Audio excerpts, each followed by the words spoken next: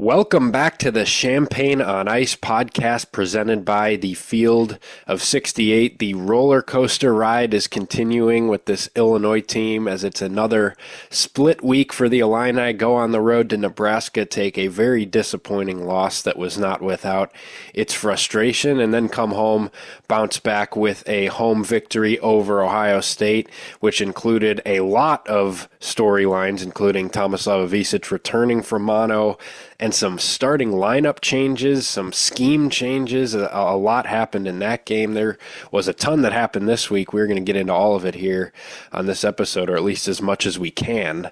I am Kyle Tausk, joined as always by Mike Farmer. And Mike, how you doing? It's February now, so we're less than a month away from March, and this month has some huge games for Illinois. Oh yeah, it's going to be a hell of a month for sure. And we're in February, but in Champaign today it reached 63 degrees. So I'm feeling great about that. That was a great start to the month of February, along with the Ohio State win. So I'm in good spirits right now. It was incredible walking to class with a zip up on instead of a coat and hat and all that BS. Like, it was just the change from -10 to 63 is insane. Maybe it's why I was sick at the end of last week, and that's why we didn't record after the Nebraska game. So I apologize, and I apologize in advance if I cough during this. I'll try to mute if I do, but if I'm annoying, I apologize in advance. But let's talk some Illinois basketball. Let's start. I mean, there's a lot that we can get into from this week. Obviously, there was plenty to talk about from that Nebraska game. If we did get a chance to record, now that Illinois has followed it up with a win and some changes, it's a little less relevant. We can still talk a little bit about that game and what unfolded late. But I feel like the biggest story of the week for me is the changes that we saw on Sunday against Ohio State, both from a on-court perspective in terms of what Illinois was emphasizing offensively down the stretch of that game, but also in the starting lineup. You had Tomislav Ivisic come back after missing 3 games earlier than I would have expected, to be honest with you. He comes back and plays 29 minutes, retakes his starting spot at the 5. But Dre Gibbs-lawhorn makes his first career start in place of Kylan Boswell, who moves to the bench. And Morez Johnson stays in the starting lineup alongside Tomislav Ivisic, and Ben Humrickhouse slides to the bench. So a pretty bold statement by Brad Underwood coming off that Nebraska loss, which was another one of those games where it just felt like the same type of loss we had seen. Illinois goes 10 of 42 from 3. Ben Humrickhouse is the cause of a lot of post-game vitriol from fans because he goes like 0 for 8 from the floor and has a poor night. Kylan Boswell didn't play well. Illinois just was really poor offensively, and Brad Underwood comes back and makes a big change on Sunday and rewards 2 guys who have been playing really good basketball here of late. And we can also talk about, obviously, in the second half, Illinois, I believe, only attempted 6 threes and got downhill a lot and really prioritized attack in the paint, dominated Ohio State inside. But I'll just throw it to you and say your reaction to the lineup changes that Underwood made on Sunday and how they ended up working out. I absolutely love it. Like, I think I wrote an article for the Champagne Room, a little self-promo right here. I wrote it last night. It got posted this morning, and I basically said this, like, starting Dre and starting Morez is potentially a season-saving move, definitely a season-changing move, and I think for the better. I mean, a season-saving move might be a bit extreme there, but I mean, I absolutely love the move. I think Dre Gibbs-lawhorn has been just fantastic since that Pacific Northwest trip with the game against Oregon and Washington, along with Jake Davis too. But Dre has just been phenomenal offensively, defensively. He's been getting to the hoop just at will. He, like, spin move, crossover, he's getting to the rim so easily, and that's unlocked something for this team, as we saw in the second half when they kind of went away from the three-point shot and started to get downhill, get in the rim, get offensive rebounds based off that. So I love that part of it. And then Morez is a first-team all-dog player in the country, so you just have to play that guy 25 minutes a game. I don't care whose minutes it's taking. If it's taking Tomislav's, so be it. Like, I think he has to play minimum 25 minutes a game for the next 10, 15 games, whatever else we have for the rest of the year, because he gives you so much. And rebounding, obviously, rebounding's number one. His offensive rebounding is just unbelievable. Like, I forget who it was, but somebody on Ohio State comes down with a defensive rebound. Mraz just rips it out of his hands, dunks it in his face. Like stuff like that is going to happen twice a game for the next 10 games if Mraz keeps playing 25 minutes a game. And there's not only just that, there's his defensive rebounding too. He's become a lob threat and really started to become a bit more of a force in the paint in the low post. Like his offensive game has improved a lot. And then just all in all, the hustle, the intensity, the effort, like that's a guy that wants to be on the court for 40 minutes a game. He's not going to get that, but when he is out there for however much he's going to play, it's 100% intensity, 100% effort. Like that's a guy that can save your season, can save games, saves possessions, wins you games, goes on crazy, he like starts runs by himself. And Dre does the same thing. So I think it's just a phenomenal idea to have those two in the starting lineup together and playing really impactful minutes. Yeah, I felt like it was the right time to make a change. Coming off that Nebraska game, felt like you had to switch something up. It was probably Illinois' most disappointing loss of the season, just in the way it unfolded. It felt like just a stubbornness to the way Illinois was playing offensively down the stretch of the game. Obviously, Nebraska is a team. You know, we might have mentioned it on the pod, but just digging into the matchup, like Nebraska is a team that wants to force you to take as many threes as you want. Illinois obliged. And just some of the guys in that game, too, when you talk about Humrickhouse, who just continues to be really inconsistent when he's not making shots. He's really hurting you on the floor. Boswell, I thought, really played poorly at times in that game and just feels like he is really pressing out there on the offensive end for Illinois. And it just felt like coming off that loss, you needed to do something different to get things back on track, because it was an extended stretch where Illinois, you bounced back against Northwestern and you had a few wins mixed in there, but it was a bad stretch of basketball to where it felt like what Illinois was doing, the lineups that they were primarily going with, just everything was a little bit stale and had been figured out a little bit.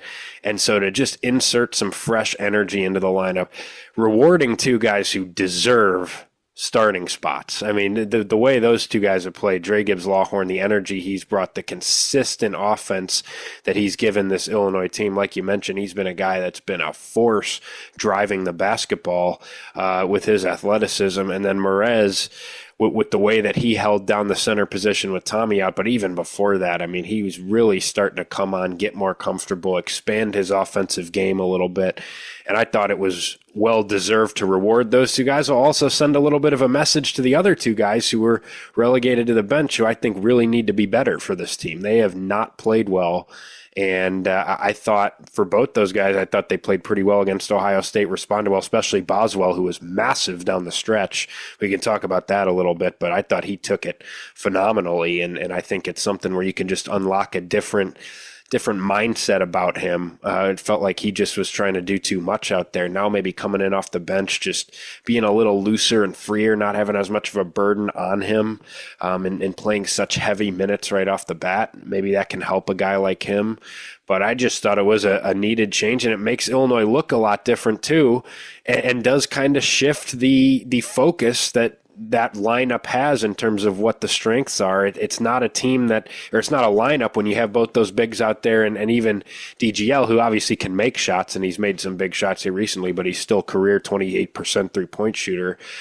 It's kind of going against what this team has been throughout the season in terms of a team that's going to have elite spacing, positional size across the floor, and a team that's going to be able to have shooters around KJ.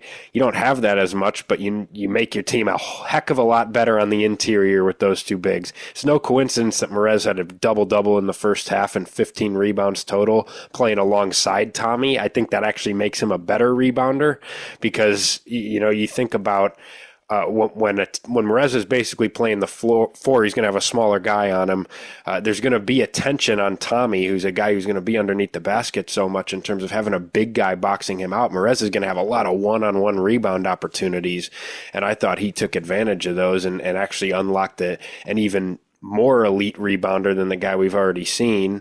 And just the emphasis that Illinois took in the second half, even early in the game, they were just missing shots, but in the second half, Illinois just completely flipped the switch offensively and saying, hey, this is an Ohio State team. A lot of it was matchup based in the fact that Ohio State's front court is weak, but DGL was a spark in just getting the ball into the paint. Will Riley came in and was really, really good attacking the basket. Kylan came in with a new energy and a new focus with the ball in his hands attacking, and Illinois just found something that worked with those guys. And Merez plays 31 minutes. Tommy plays 29 minutes. I don't really think it needs to be at the expense of Tommy Merez's minutes all that much, because I think Illinois has actually been a really efficient, good basketball team with both those guys out there. I wouldn't have told you that before the season started, but I think the two big thing actually might be Illinois' best lineup right now, something they should lean into. Yeah, it's going to make them easier to guard on the perimeter. They're not going to have as much spacing, but this team's shooting 31% from three, 296 in the country. I think you put your best five players out there, the five guys impacting the game the most, and just let things happen. And I thought that's really what happened on Sunday, and it led to a victory. It's really funny we're talking about this because a month and a half ago you proposed the idea of this on the podcast, saying, what if we have Merez and Tommy in there for 5-10 minutes a game? And I'm like, yeah, I just don't really see it. Flash forward to a huge quad one home game in early February. That's kind of the lineup that wins them the game. So it's crazy. So much for the Brad Underwood doesn't adjust crowd. I mean, we did not see that at all in November and December. Now, as I said, it's coming up huge in late in the season. But yeah, it's like when Merez is in there, and then the thing I wanted to mention was Tomislav Ivisic. First of all, coming back from mono and playing 29 minutes, like that was unexpected. That was much needed. And then I was going to say, he only shot 1 for 5 from three, and the team as a whole 4 for 20 from three. Just another pretty putrid 3-point shooting night, as we've come to see quite often. But still, like the threat of Tomislav being at the 5, but being at the top of the key, and then Merez is down low, it does kind of open it up for Dre and Kylan and Will Riley now to get downhill and just create things, because Merez is a lob threat. Those guys are decent finishers. I know Kylan struggled, but Will's really turned it on in the paint. Dre's been phenomenal, as I said. And then you still have Trey White. KJ still gets downhill. So I think Illinois has found something that they probably should have found a little while ago instead of just shooting 43s every single night. It also isolates Merez under the basket one-on-one for offensive rebounds. That's true, what yeah. it does. And he's a monster. I think he had 8 of them. He had 15 total rebounds. He had 8 offensive rebounds in a game. Like, that guy has to be playing 25 minutes a game. I think, I don't know what I said earlier, but I think he should be taking Ben Hummerkaus's minutes. Like, I think I'll make another point about that later. But yeah, Illinois found something. They're rewarding the younger guys. Merez is a freshman. Dre is a sophomore that barely played last year. These guys have proven that they want to be out in the court, and they've shown that they're going to compete every single second they're on the court. And I think Illinois has been a lot better with them on the court over the past month and a half, even the whole season. But it's just really looked different recently. Is that starting lineup on Sunday one you're comfortable with for the rest of the season, or do you think that at some point it's going to change again? Assuming there's no like injuries or Dre just completely falls off the face of the earth, I think that should be the starting lineup. Because in reality, like as of right now, the minutes really aren't changing a ton. I know Trey White only got 14 or 15, I believe, last game. But like it's just the rotation that's kind of changing. It's not really the minute distributions for the most part. But I like the idea of Dre and Merez being in there as energy guys for the first 5-6 minutes of the game. And then you have a group of 3 guys that have been in college for 3+ years. Ben's been in it for 5 years. Granted, it was at different places. Those guys are now your 6 through 8 guys off the bench with Will Riley too. Or I'm sorry, Trey White's probably still starting, but Will Riley, Kylan Boswell, Ben Hummerkaus, and Jake Davis as the 9th guy who's been really solid. I know like the minutes aren't changing a lot, but it's just a different look. I think it gets Ben Hummerkaus. I think he should slide into more of just he's the guy that comes in and he's only shooting threes. I think I've seen enough of him trying to post up. I think that's where Will Riley has been really impactful, actually, is a little post up game, kind of taking his time and getting to his spots. And he's been really good at that recently.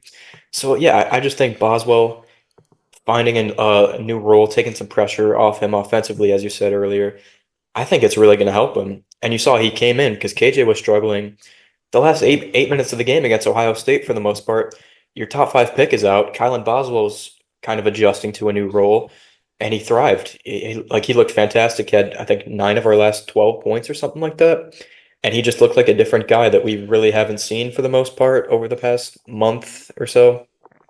So yeah, I rambled a bit there, but like I really do like Trey and Perez in the starting lineup.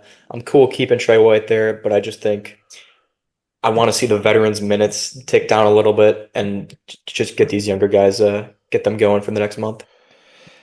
Yeah, I think you got to ride with it for a while until you feel the need to change it. Hopefully, that's not the case. I would be curious if there were certain matchups where Brad wouldn't be as comfortable starting the two bigs, just because I do think it can get attacked defensively. If you've got a quicker lineup, a team that's got quicker four that can play off the dribble a little bit more. I think Merez really did get beat by Devin Royal quite a bit in the first half, playing the four in that game. Just Royal, a guy who can play out on the perimeter and can really do some things off the dribble, is just a little bit more of an athlete at the four who can do some things. I think Merez struggled with a matchup like that in terms of just being attacked. So I would be curious to see if there were certain matchups where Brad would be less comfortable with that. I think you just got to ride with it. Like you said, I don't think necessarily the minutes are going to change all that much anyway, although I do think it was notable that Ben Rickhouse only played 17 minutes on Sunday. I do think some people would tell you take it one step further and put Will Riley in the lineup over Trey White. Brad made a comment after the game on Sunday about how he really didn't like bringing both Dre and Will off the bench, and that was one of the reasons why he made the lineup changes, because he thinks both those guys are wired similarly in terms of just being scoring spark plugs, guys who can attack and command the ball offensively. So I kind of like that balance of still bringing Will off the bench as one of your first guys off the bench. You can give you a little bit of a spark scoring wise, can give you more shooting. Trey has not played well recently.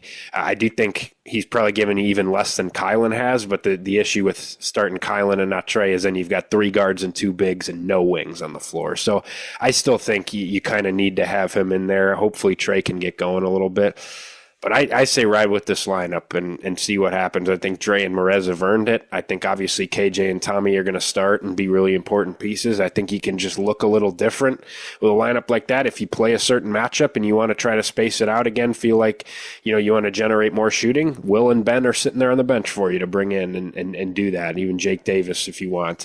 But if you can exploit teams inside, if you have a big size advantage on a team and just want to dominate the glass, I think that lineup can do that for you. And I still think KJ will have plenty of space to operate, and I don't think it'll hinder him all that much. Let's talk a little about Riley, though, because this was a huge week for him, and we can just pull out the old takes exposed clips from the last pod, especially for me. Knew it would happen, man. I don't remember what you said about it, but I know for me personally, I was like, is this going to happen with Will? I don't know. I'm getting skeptical. I just don't know if he's going to be all that impactful for Illinois this year.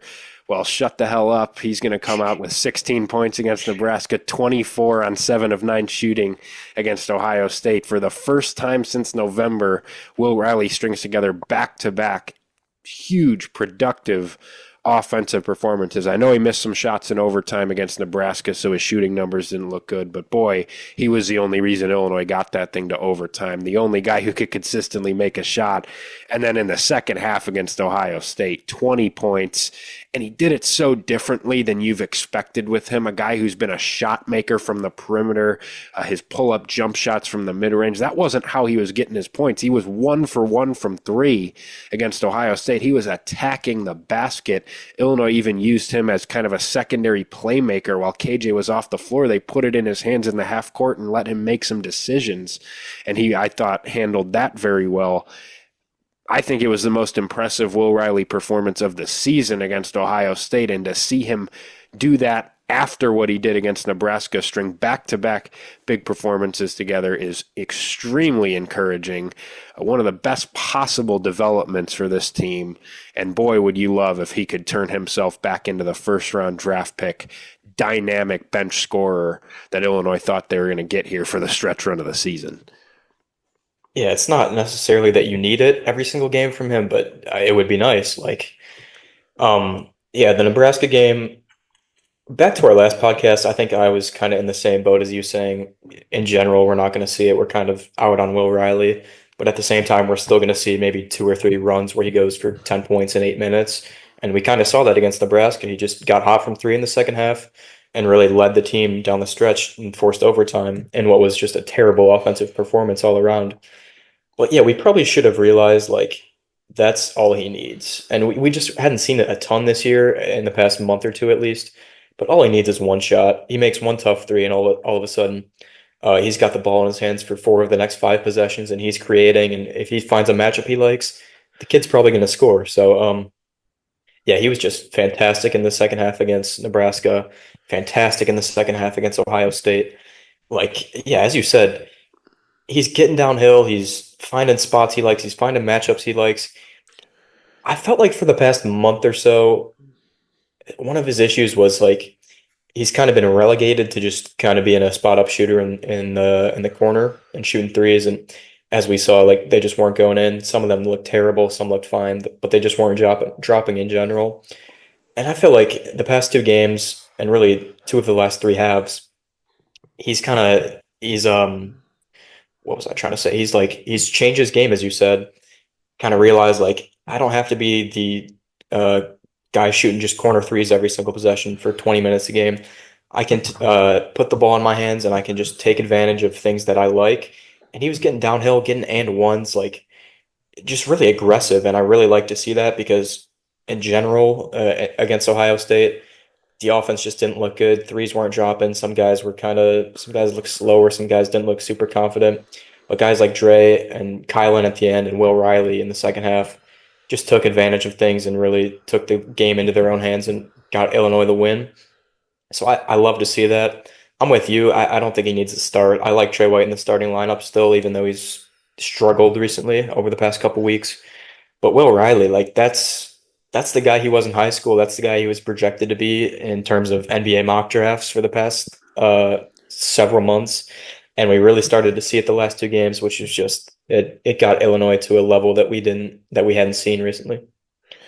Yeah, it was just a welcome sight and a guy that I mean he's always had it there, and it's just I don't know. It just for me when we talked about this last week, it just felt like there was kind of a broken element to his game. There was no confidence there.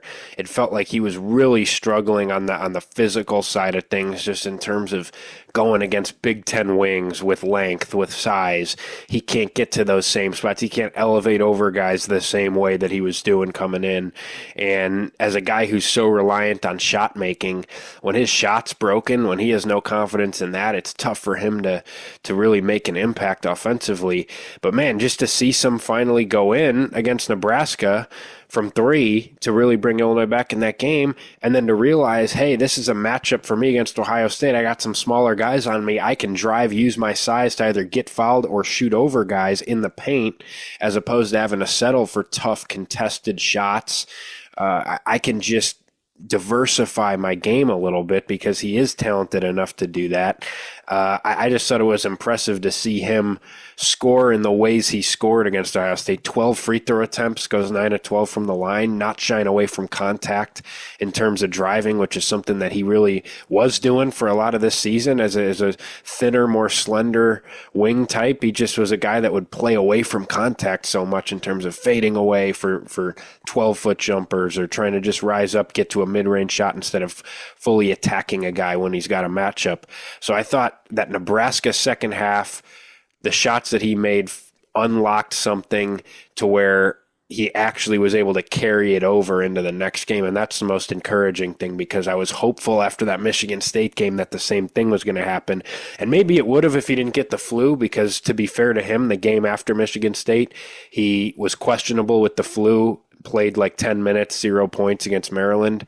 And that probably derailed things for him.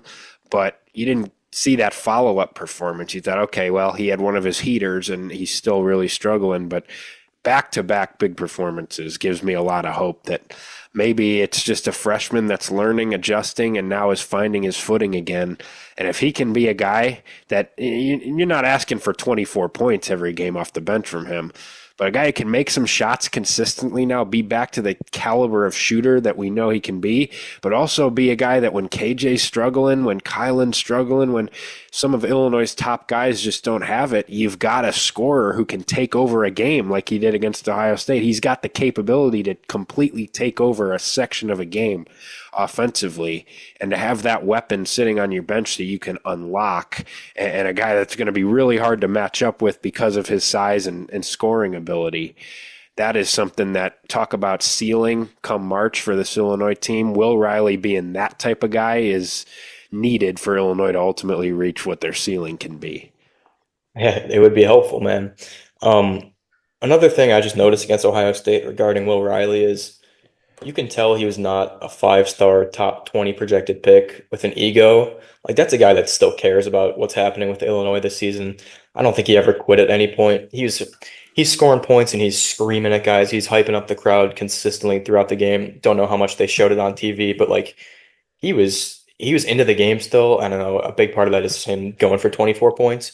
But that's a guy that like that's a Brad Underwood guy that's not going to quit. No ego, as I said, and that's a huge component of him breaking out too. But yeah, I just think like a common thing in basketball is if shots aren't falling, get downhill, get to the rim, and create a layup, create a easy look for yourself. And I feel like at times Will Riley and really Illinois as a whole, like Kylan Boswell, Ben Hummerhouse, some other guys, Trey White, just have not abided by that logic. You miss a tough three, and then all of a sudden they take another tough three. I've kind of been missing for most of this year, guys, like just getting downhill and attacking when shots aren't falling. And I think Will Riley kind of realized really the past uh, 5 games, like even against Michigan State, I think he made a three, and then all of a sudden he's getting downhill and attacking some of Michigan State's guards, which is just amazing to see because then that carries over, and he realizes, yeah, I'm still a threat like I was in high school inside the paint and getting downhill. And then when you're a threat there and you've proven that in 3 of the last 5 games, all of a sudden the 3-point line opens back up again. Guys might sag off because now you've proven that you can go downhill and finish through contact, make your free throws. So yeah, it's just been really a pretty beautiful coming out party for Will Riley as of late. And yeah, if Illinois can get anything like we've seen against Ohio State and Nebraska from Riley over the next 10 games, it's a scary team. No question about it. Let's talk about one of Illinois' other freshmen who has struggled here recently and coming back off of that wrist injury. It just has not felt like Kasparas Jakucionis has been the same since that injury took place. Obviously, he had that great performance against Indiana when he returned, but the last 4 games for KJ, 20 turnovers to 25 assists, shooting 4 for 24 from three. And this week, he got benched a little bit by Brad Underwood, not from the starting lineup. That's never going to happen, nor should it ever happen. But down the stretch of the Nebraska game, KJ had some really poor turnovers in that game. Brad Underwood sits him down. Illinois actually makes their run to come back and get that thing to overtime, primarily with Kasparas off the floor. Now, he did hit a big-time step-back three that was huge in that late rally for Illinois. But there was a stretch from about the 8-minute mark to the 2.5-minute mark where he sat. Illinois actually chipped away at Nebraska while he was off the floor. And then he wasn't himself against Ohio State either. Did have 7 assists. I thought early in the game he was creating a lot offensively. But 0 for 5 from 3, 4 more turnovers. Brad Underwood sits him again from about the 7.5 mark to the 1.5 mark of the second half in terms of time. And that coincides with Illinois' 15-0 run in the game. Kasparas was not on the floor for it. I'm not going to be an idiot here and ask you, should we be concerned that Kasparas is not a good player anymore? Because that would be silly. But is there anything that you can pinpoint in terms of what you've seen from him recently and his struggles? And should there be any concern there, just especially with the turnovers and just the fact that he's lost his shot a little bit? Is there anything from you there that's raising some alarm bells on Kasparas here recently? I've been thinking about it, and I really don't know if it's one thing in particular. I know it's not his confidence because he gets benched against Nebraska, still hits a huge three to pretty much send the game to overtime. That's never going to be in question. I think he's always going to be the closer type player for Illinois, and I really don't think there's any question about that. But yeah, I just maybe a little bit of rustiness. You missed Tomislav Ivisic, who's so crucial to KJ's game for the past couple games as he's battling mono. I mean, that's definitely an impact. But yeah, just the turnovers have been bad recently. I know people love to point that out on Twitter. It should be a concern, but it's also at the same time, he's a freshman who's so ball dominant. He has the ball in his hands for 50 of 70 possessions. So it's like turnovers are going to happen. The rate that they're happening and the style of that at which they're happening is kind of questionable, but it's still something I'm not going to write Illinois off because Cage is averaging 4 turnovers a game. With the shooting, he's always taken tough shots, but I feel like he's taken a higher percentage of tough shots, kind of trying, he misses too early on in the game. He's going to go for that third, and that ends up being a miss, which kind of sets him up to have some poor looking numbers. But I really don't know. I'm trying to list off everything right now. Um, just rusty, a little freshman wall maybe because it hasn't been the best competition. Michigan State was a tough game for him, but after that, you're playing Ohio State, Nebraska, some of these other teams, USC. Like it's just been kind of interesting. It's not something I'm super concerned about, but it has been noteworthy for sure. We're talking about it. Everybody's kind of noticed it, especially with Brad Underwood benching him. I think we're due for an eventual KJ 22 and 8 assist game. Like I think he'll just. I'm not super concerned because I've just seen how good he is as a player through the first 18 games. Let's say he's been able to kill teams in different ways, whether it's passing. He's going to go for 25 one night. I think he's just such a versatile player that I'm not super concerned, and I think he'll figure it out eventually. Yeah, I agree with you. He'll be fine. I think this was to be expected at some point. He's still a freshman. He's still 18 years old. He was so consistent for Illinois for such a stretch there, and he had his turnovers early in the year. But in terms of his scoring and his passing and his consistency to the stat lines that he had early in the season, to expect that for 35 plus games for Illinois from an 18-year-old freshman, I think would have been unfair. And I think there was always going to be a period, whether it's injury related or not. I personally have a theory that wrist injury is lingering for him. I think there's just something that's been a little off. He missed a bunch of free throws against Ohio State. The jumper just hasn't quite had the same elevation to it. Even the step back move is just not quite what it's been for him. And even just, when he's handled the ball with his left hand a little bit, I think that's where some of the turnovers have happened. So I personally wouldn't be surprised, especially hearing rumors that it's tendonitis, or he actually said to a Lithuanian reporter at one point that it was tendonitis in his wrist. That's something that doesn't just go away and you're done with it.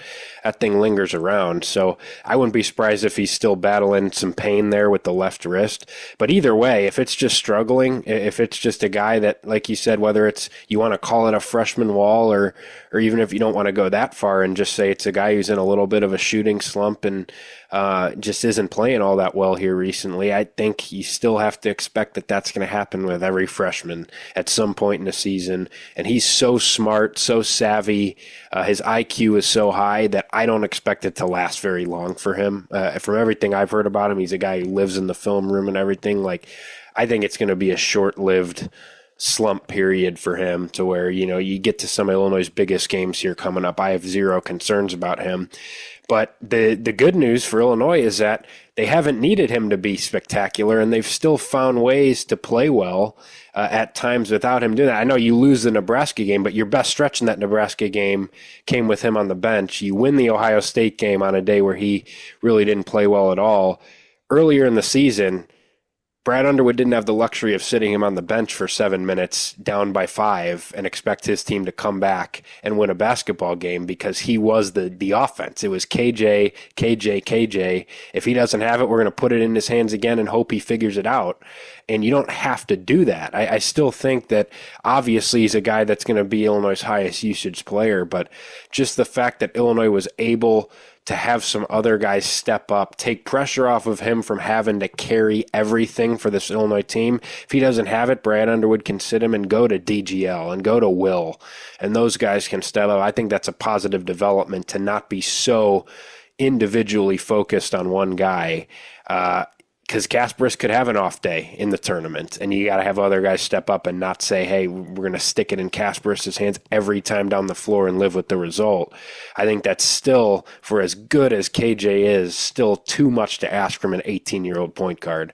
And so for Illinois to be able to have some things work out around him, take some of that pressure off him while he's going through a little bit of a rough spell, I think is a good sight to see, but also Illinois needs him playing back to his usual self here pretty quick. I don't think I think he'll do that. I'm not concerned that that's not going to happen, but he just hasn't played all that great here recently. I'd just like to see him clean up some of the silly turnovers, the ones where it just feels like he's trying to make too fancy of a play or do too much with the ball. Just simplify things. There's so many simple plays to be made. He draws so much attention coming off of ball screens. He doesn't have to, whip a pass around his body. He doesn't have to dribble into two guys. Like, just simplify some of those things, clean up the back-breaking turnovers that lead to points the other way. And, for as good of a shot maker as he's been this year, I think he's fallen a little bit too in love with the step back three here recently. I think just a little bit too much. I think there's been some matchups that he could attack. He settles for that shot, and it's not working for him right now. Still think, I don't mind that shot a lot because he makes it, but it feels like he's spammed that a little too much here recently. Those are things I expect him to get corrected, and this is a guy that's still going to lead Illinois as their best player down the stretch. I have no question about that. On that note about the step back, another shot I'm sick of is the Kylan Boswell 26-footer from the top of the key. Let's get rid of that one. That he's shooting about 8% on 45 attempts this season. But yeah, I do like your point about Illinois being able to, go on runs and compete in games without KJ. And I don't know how much I've said this on the podcast as we've talked about shooting a million times, but for as much as Illinois has struggled shooting, they're still, I think, 15-7. They've still won a handful of games shooting sub 30% from three. And that's something that's given me confidence come March. And there's been a lot of games where that's, hurt a lot of Illinois fans' confidence in terms of postseason projections with this team, because they are shooting like 31%. But they've still managed to win a handful of games doing it. And I think, if you do get that one game where you shoot 50% from three in March, I mean, that's an automatic win. If you get a game where you shoot 36% from March, that's 90% chance that's a win. And then, if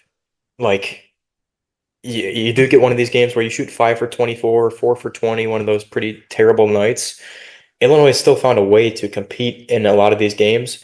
You go 10 for 42 from three against Nebraska, who Nebraska didn't play well, but Illinois was horrible. Like KJ's turnovers, 20 turnovers, just balls going through people's hands, passing it out of bounds, just every turnover you can think of. And Illinois still forces overtime against a top 50 team. Like, Nebraska did play terrible, but there's still something to be said about that. So I do think Illinois shooting woes are not something that I'm happy about. Nobody's happy about it, obviously. But I think they've still managed to find ways to compete in games and win games against good teams, even though the shots have not been falling. So that's something that gives me confidence in terms of Illinois having success in the postseason.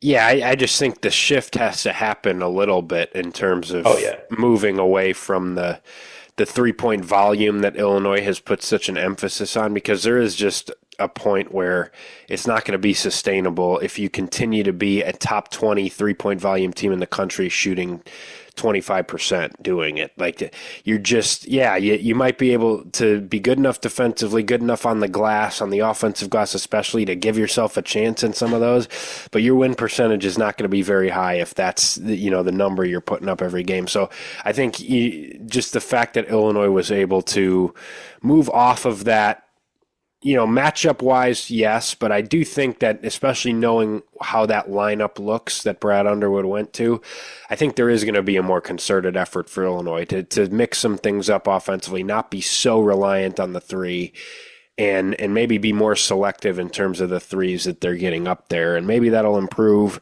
the shooting a little bit. I agree with you. I mean, You mentioned this in an episode or two ago. This isn't some of these other teams, whether it was a BYU team or a Fran Iowa team or some of these, 3-point minded teams that live and die by the three. In terms of if they shoot 40%, they'll beat you. If they shoot under 30%, they're going to get run out of the gym. Like the 3-point shot is how they are going to play, and it's going to single-handedly determine the result of a basketball game for teams like that. That's not Illinois. Yes, their offense was designed to be a much better shooting team than this, but Illinois is also an elite offensive rebounding team, and that's really important. They're a really good defensive team. That'll keep you in a lot of games. They are a team that has a lot of guys who are really good at attacking the rim, at getting to the free throw line. There's a lot of different ways that Illinois can win. It's not so single-handedly reliant on the three, which, like you said, I think should give people confidence that, it's while the reality of the situation for Illinois right now is that they're probably not going to make a lot of shots from deep, and it's probably just not a good three-point shooting team right now.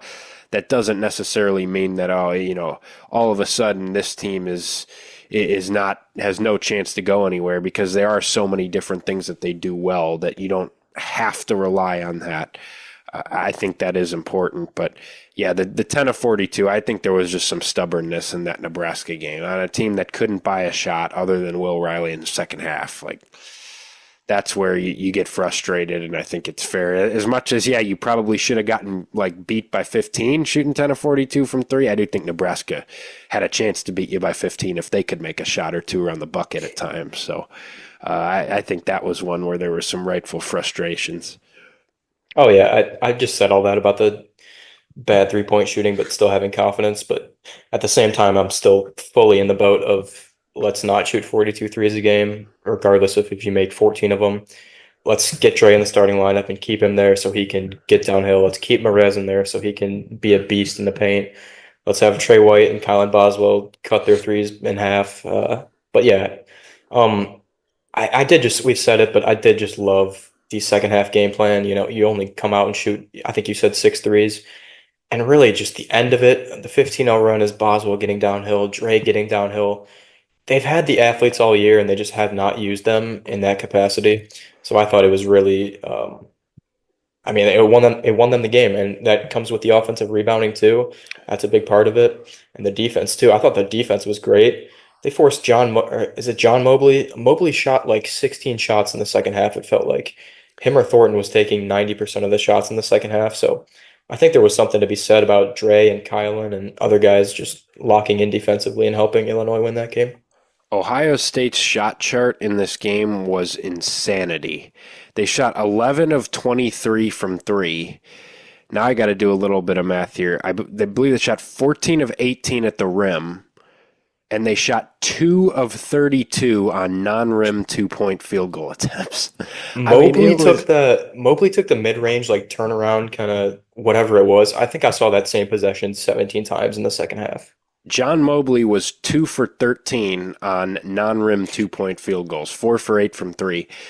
Brad Underwood has to be celebrating in the locker room about that. That is exactly what Illinois tries to do. Ohio State took the bait all afternoon. I thought Illinois executed to perfection. Thornton and Mobley made some shots. Royal had a big first half on Merez, just attacking the fact that Illinois had a bigger front court out there. But yeah, 2 of 32. That's talk about something Brad Underwood's going to frame in his house is that shot chart for Ohio State. That was incredible to see. We can finish off here. Just a quick look ahead at this week for Illinois. At Rutgers on Wednesday night at 7:30, and then at Minnesota on Saturday at 5 o'clock. And this is a real opportunity. We've said it every week here. It feels like an opportunity for Illinois to stack some wins on top of one another, avoid some letdowns here, really try to build some true momentum in terms of a winning streak and just trying to get things on the right path. I think you got 2 great opportunities here against 2 of the bottom 4, 5-ish teams in the Big Ten. At Rutgers certainly it's not going to be easy, especially the way Ace Bailey's playing recently, but it doesn't sound like Dylan Harper will play in that game. He is dealing with an ankle injury. And Minnesota, while they did beat Michigan at home and have played a little bit better basketball here of late, still the lowest rated team in the Big Ten. via the metrics. So your confidence level that Illinois can get out of this week 2-0. I don't know, man, because I've said the whole year, like I wrote articles and I came out here before the season started saying trust the process. Like let's not look at the game to game as much as we look at where this team is in November and where they are in March, hopefully. So like they're better than Rutgers and they're better than Minnesota. Are we going to see a consistent performance like we saw in the second half at the end of the Ohio State game? Or are we going to see a 10 for 42 Nebraska performance where they look just like a bottom 100 team in the country?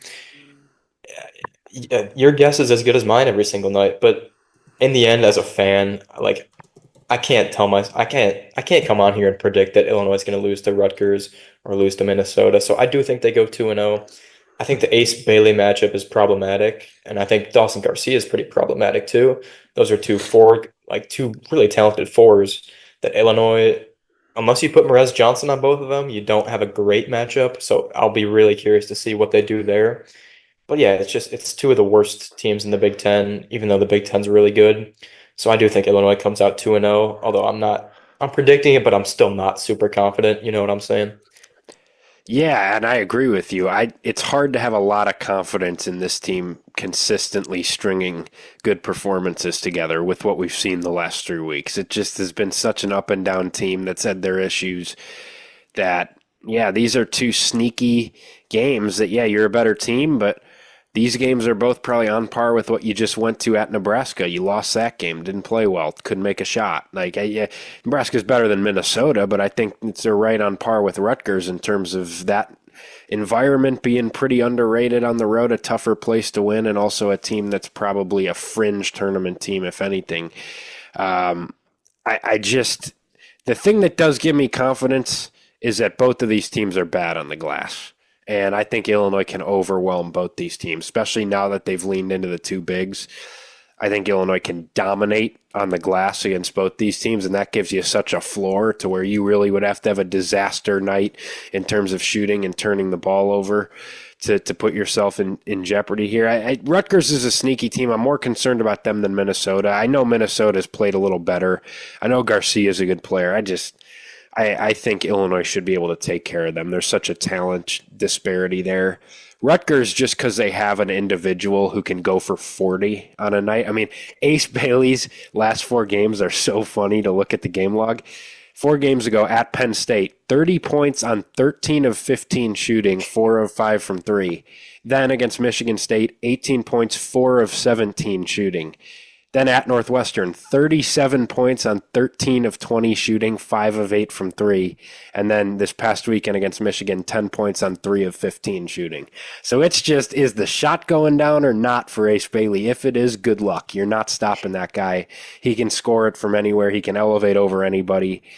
So the fact that you have a guy who is that talented and that able to carry a team on the offensive end does give you a little bit of concern, because if he's on, he can beat you almost single-handedly. And some of those other guys on Rutgers have played better here recently.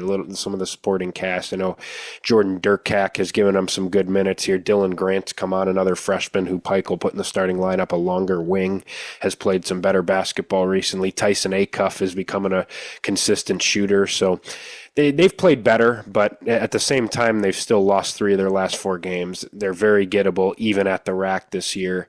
Where would you go with the Bailey matchup for Illinois defensively? Who would you stick on him? I said Merez earlier, but like I have no idea. You can't put Ben Hummerkaus on him. That would be a disaster class. I mean, Bailey would go for 45 points in 20 minutes. So Merez, like you're not going to put Trey White on him. You're not putting Tomislav Ivisic on him. Like, what does that leave you with? I don't think you're going to run a zone or like a box and a one or something. So I think that kind of leaves you with 6'9" Merez Johnson against I think 6'10" Ace Bailey. That's how it looks in my book. Yeah, you probably start with Merez on him, assuming you go with the same lineup. I think that can neutralize a little bit of his game just because a lot of Bailey's shot making is predicated on elevating over a guy and making a contested shot because he's just taller. And if you put a guy who's of like height on him, I know he's still taller than even Merez, but I think maybe that can slow him down a little bit, but then you really risk, like, Ace Bailey's still a very explosive athlete when he wants to be. I think I've been frustrated watching him at times this year because he's just settled. He's such a good shot maker, but he's settled when he really is a speedy, long stride athlete when he wants to attack, and I think he could beat Merez to the bucket pretty easily, just in terms of his speed and athleticism, and maybe even put him in foul trouble. So I don't know. I mean, I think Trey White might get a crack at him just as more of a longer guy, but man, Ace Bailey's going to be able to elevate over him and shoot it. There's not really a good answer. You almost got to just pray he's off and has an inefficient day. Try to get up under him a little bit. And try to make sure that those other guys don't get off. That's the other thing. I mean, you can live with his 34 if nobody else does anything. And Rutgers, other guys have really struggled at times this year and have struggled to give both Harper and Bailey help when they've been healthy. So I don't know. I still think, though, Illinois should dominate on the glass here. I don't think Rutgers is the same level of defensive team that Steve Peichel has had with some of these previous teams. I mean, they're close to 100th in defensive efficiency in the country. You never see that from Peichel teams, but they just don't have those types of hard-nosed, gritty defensive guys this year. I think Illinois should be able to attack the rim. There's not a lot of size on the interior for this Rutgers team. They really are getting crushed at the rim this year. Lathan Somerville, who Merez Johnson lost to in the state playoffs last year, now he gets to match up with them again. He's a starting center for Rutgers, but he's just not much on the defensive end. Doesn't give Rutgers a whole lot. So I don't know. I think Illinois should go 2-0, but it's just tough to have a ton of confidence in the consistency. But boy, you really need to go 2-0 this week, because this is your chance before things really stiffen up for Illinois schedule-wise. When you look at now, after this, it's UCLA, Michigan State, Wisconsin, Duke, Iowa, Michigan, Purdue. This is your chance to build some real momentum. Get to 9-5 in league play. Win 3 in a row. Maybe this lineup change sparks some things, but for Illinois to gain some confidence and really start to round into form, a 2-0 week could go a long way. For sure. And I think the Big Ten title race is kind of out of the picture at this point. So I think you're really playing for, I guess, Big Ten tournament seeding, but also like March Madness seeding, because Illinois is going to make the tournament probably regardless of what happens. But you don't want to fall down to the 7, 8, 9 line. You want to stay 4, 5, 6, preferably. And you're not going to do that if you lose 1 or 2 of these games to Ace Bailey and Dawson Garcia, excuse me. So yeah, there's that aspect of it. And then also, I like your point about, I think Illinois can get to the rim, not easily, but fairly easily against these two teams. Just not great defensive teams. They don't have the caliber of athlete that Illinois has, and they just don't have the talent that Illinois has. As you said with Rutgers, like, you're not going up against Cliff and Caleb McConnell and Paul Mulcahy and those guys anymore. It's a different roster this year, and they're just not as good, respectfully. So yeah, I think Illinois, I think they do go 2-0. I think these teams are kind of similar versions of each other, where you just have a 4-man who, if they go for 25 plus points, the team's probably going to be in the game. If Dawson Garcia or Ace Bailey struggles, the odds of Rutgers or Minnesota winning that game is just not great. So I think if Illinois gets downhill as they had against Ohio State and has done in some other games, I think they're in a pretty good position. And then you just got to hope to God that you can stop these two freaks that you're going up against. Yeah, no question. Just hope that Ace Bailey doesn't make his first couple shots, and hope he can get out of there. If he doesn't, I think Illinois has a chance to blow Rutgers out. But if Bailey's is going, it's going to be a tougher game for sure. And the RAC is definitely still, even this Rutgers team has been good. They've had good environments there. It's not an easy place to go win, as Illinois knows. Illinois lost 3 of their last 4 at the RAC. They won last year in December, but the 3 before that they had lost. So it's not been a place that Illinois has had a ton of success at. But this is definitely not quite the same caliber of Rutgers team that Peichel has had, even with Bailey. And it does suck that Harper's been hurt, and sounds like I've heard that they might just shut him down and he might prepare for the draft. So that sucks. Would have been nice to see those two try to pick some teams off here late in Big Ten play, but Illinois certainly will take it if they can get out of there with a win. We will be back early next week to talk about both of these games, and probably some more frequent episodes, not just once a week, but a couple times a of the week coming for February and March, because there's going to be big games almost nightly for Illinois coming down the stretch of the season, and you will want to stick with us for all of it. Until now, make sure to follow us on Twitter at Champagne on Ice. Subscribe to the Field of 68 Podcast Network YouTube channel. All of our episodes stream live there, and find us wherever else you get your podcasts as well. Hope everybody enjoys the week, enjoys the hoops, and we will talk